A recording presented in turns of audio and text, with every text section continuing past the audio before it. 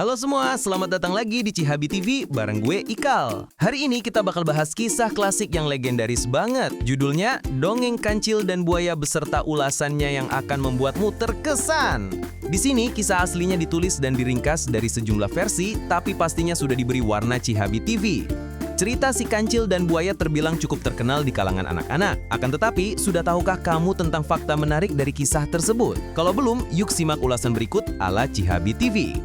Dongeng Kancil dan Buaya barangkali sudah seperti makanan sehari-hari yang kamu konsumsi semasa kecil. Lantas, kamu jadi tertarik untuk mengisahkan kembali cerita si Kancil dan Buaya kepada anak-anakmu nanti. Namun sayangnya, ingatanmu akan kisah tersebut mungkin sedikit demi sedikit memudar seiring berjalannya waktu dan kamu tumbuh dewasa. Akan tetapi, tak perlu khawatir karena kami punya sinopsis kisahnya di video berikut ini yang dapat kamu jadikan sebagai referensi.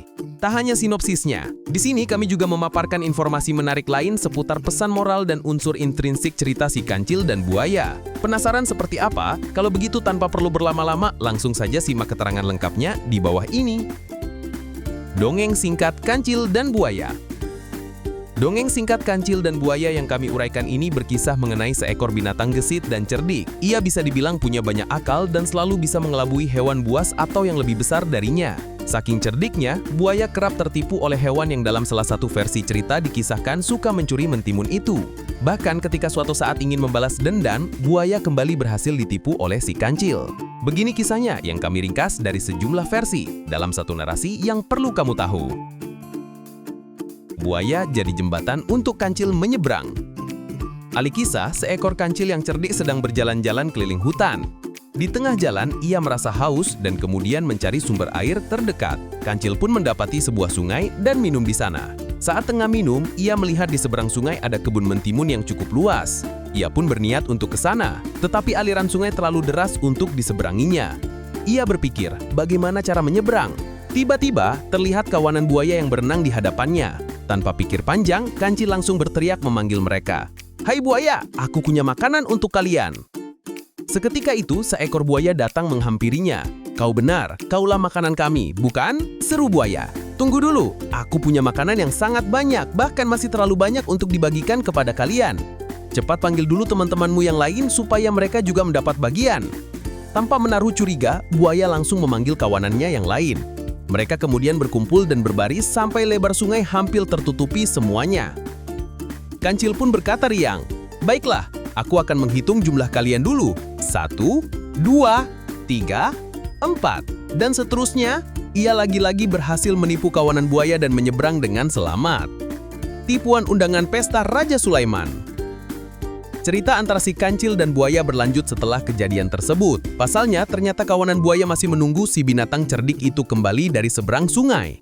Ketika berjalan kembali menuju sungai, ia terkejut melihat kawanan buaya di sana. Namun, karena mau tak mau harus kembali ke sisi lain sungai, ia pun mencari siasat untuk mengelabui buaya lagi.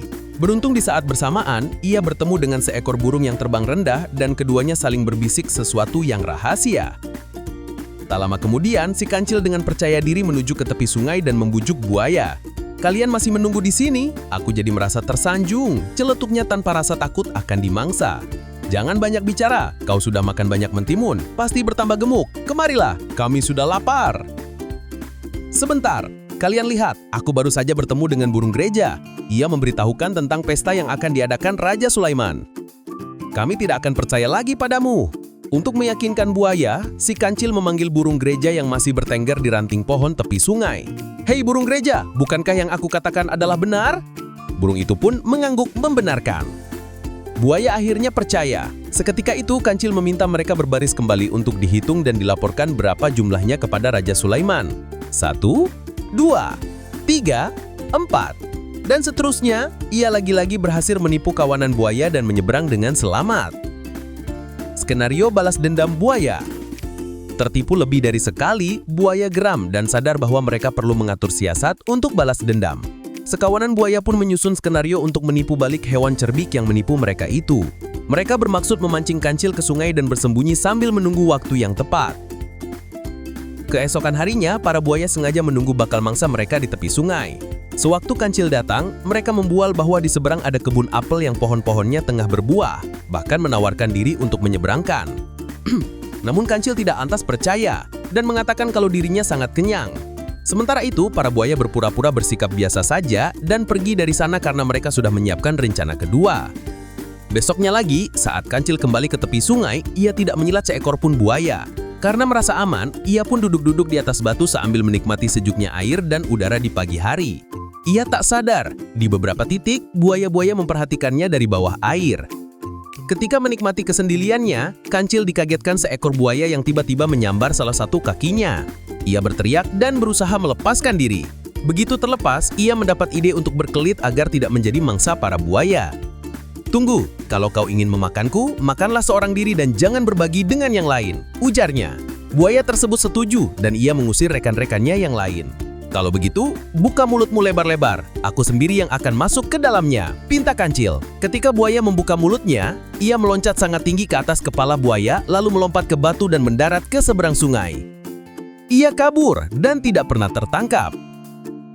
Unsur intrinsik dongeng Kancil dan Buaya. Kalau kamu membaca atau mendengarkan dongeng si Kancil dan Buaya, tentu ada unsur-unsur penting yang membuatnya jadi kisah menarik. Berikut penjelasan unsur intrinsik dari cerita ini.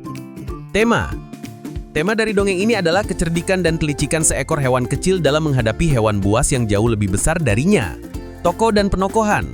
Tokoh utama dari cerita ini adalah Kancil yang digambarkan sebagai sosok cerdik, gesit, dan penuh akal. Sementara itu, buaya digambarkan sebagai hewan rakus, gampang ditipu, dan mudah percaya pada omongan makhluk lain.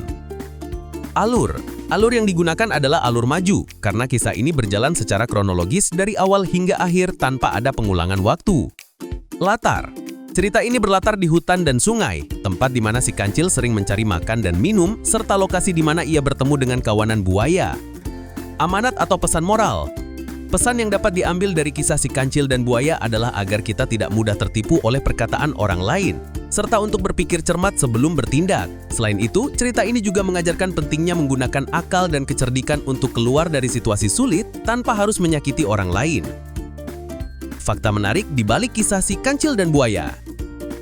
Dongeng si Kancil dan Buaya bukan hanya dikenal di Indonesia, tapi juga punya versi-versi yang mirip di negara lain di Asia Tenggara. Misalnya di Malaysia dan Thailand, tokoh Kancil juga muncul dalam cerita rakyat sebagai hewan kecil yang licik dan pandai.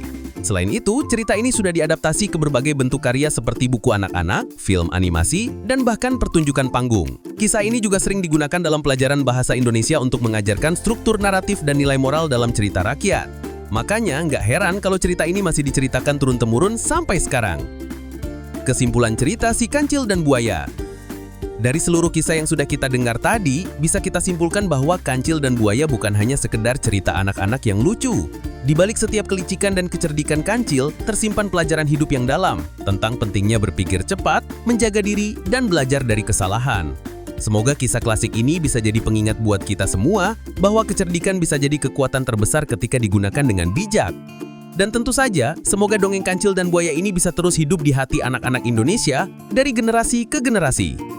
Menutup ala Cihabi TV. Oke gengs, itulah tadi kisah lengkap Kancil dan Buaya versi lengkap plus ulasan dari Cihabi TV. Kalau kamu suka cerita-cerita legenda dan dongeng klasik kayak gini, jangan lupa buat klik tombol like, subscribe, dan nyalain loncengnya biar kamu gak ketinggalan kisah menarik lainnya bareng gue Ikal. Sampai ketemu lagi di video berikutnya. Tetap cerdik, tetap bijak, dan tetap semangat belajar dari cerita rakyat kita. Sampai jumpa!